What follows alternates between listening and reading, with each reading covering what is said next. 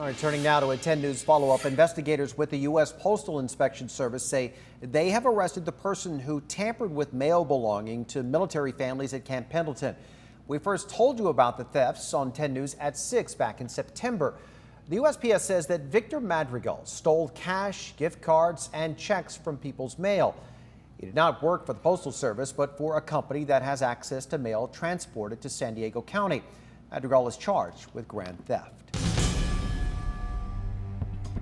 For decades, internal documents about officers' use of force were limited to just law enforcement, but a new California law changed that, and now some of the most private materials are being released to the public. As part of our transparency project, investigator Adam Rakusin sat down with the San Diego Police Department to talk about how the department investigates its own. Yeah, let me show you this. This is a report from 2016. It's more than 600 pages.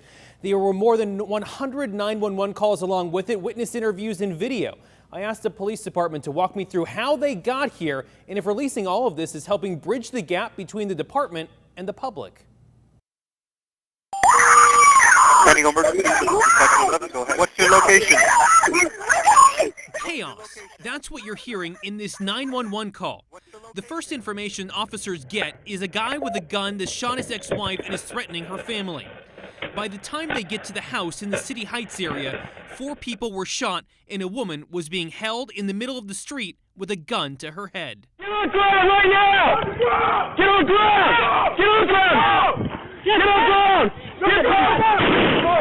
Officer Ross Bainbridge shot and killed 22-year-old Juan Carlos Fernandez, saving the woman. Shots fired, shots fired. Unfortunately, his actions came after Fernandez killed the woman's parents. At this point, the incident's over, and the police department's investigation into the suspect and one of its own is just beginning.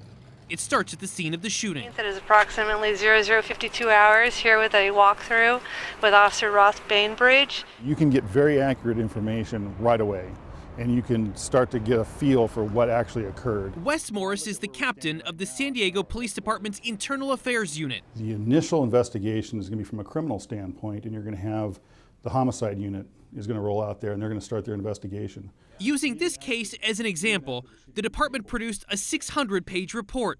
The analysis documented everything from lab reports to officer and witness statements, firearms and chain of custody reports. There's also dozens of audio and video clips showing body-worn camera and 911 calls. I'm on the phone asking the dispatch, where's the police?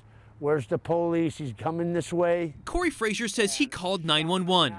Now you just shot. There's another shot. Frazier tells me he took cover behind a windowsill, his brother behind a tree. The next morning, detectives followed up on their call. They sat there and did their investigating well into the morning. It's not a rubber stamp. There's a lot of work that goes into it. There's a lot of people who really do want to find out the truth of what happened in all these type of incidents. At the end of a homicide investigation, the report is passed to the district attorney's office. After the DA's decision, the internal affairs investigation begins. For an officer-involved shooting case specifically, we're looking the most important thing we're looking to is whether or not the use of that lethal force was within our policy. That 600-page homicide report and supporting documents are passed to an IA investigator. They will start to put the picture together of what occurred from a policy and procedure standpoint. Sure. They may even call in interviews, and we've done that. Their completed investigation will go to the Community Review Board on Police Practices. If we find something that is inappropriate or wrong, or if there's a policy violation, we're going to bring that out. There's a lot of information that we can start delving into because of this law, the 1421, and I think out of that's going to be good information. Barry Pollard is the chair of the Citizens Advisory Board on Police Community Relations. He says releasing the documents to the public is a good start to transparency, but believes public trust goes beyond documents. The CAB has 30 recommendations that we're waiting on a response for, and it is addressing employment, training, racial profiling. Those are topics that will be taken up another day.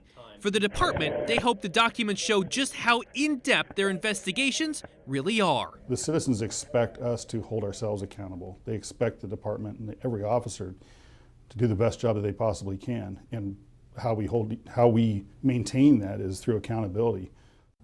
And command teams, firearms department, and the training departments are also involved in these investigations.